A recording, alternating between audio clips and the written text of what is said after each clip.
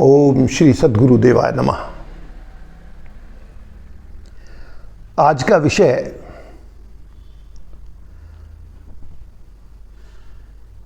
मानव द्वारा किया जाने वाला कोई भी कर्म पाप या पुण्य नहीं होता, यह है। ध्यान से सुनने पर समझ में आएगा।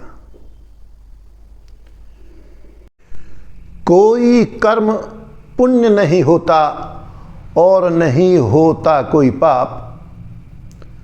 कोई कर्म पुण्य नहीं होता और नहीं होता कोई पाप। बात यदि आ जाए समझ में, कट जाएं सारे संताप। बात यदि आ जाए समझ में, कट जाएं सारे संताप। पहले हमें समझना होगा कितने रूप कर्म के होते हैं। पहले हमें समझना होगा कितने रूप कर्म के होते। इसी देह से मानव कैसे कर्म विविध करता बहुभांत।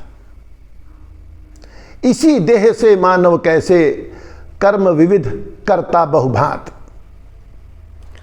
हमको वही कर्म दिखता है जो काया से हो संपन्न।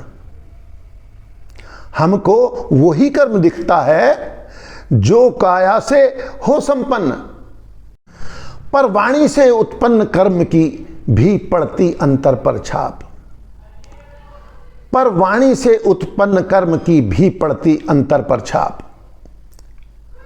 अतिरिक्त काया और वाणी के जो कर्म हुआ करता, अतिरिक्त काया और वाणी के जो कर्म हुआ करता, मुख्य वही है भाव रूप जो बनता है विधना की खाप।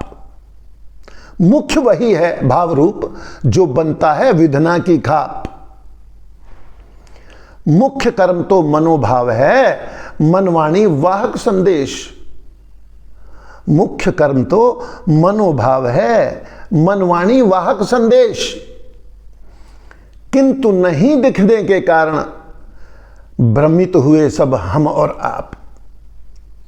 किंतु नहीं दिखने के कारण भ्रमित हुए सब हम और आप। सार बीज मन भाव कर्म है, इसका ये निष्कर्ष हुआ। सार बीज मन भाव कर्म है, इसका ये निष्कर्ष हुआ। भाव जिससे कर्म हुआ उत्पन्न वही है पुण्य और पाप। भाव जिससे कर्म हुआ उत्पन्न वही है पुण्य और पाप। धन्यवाद।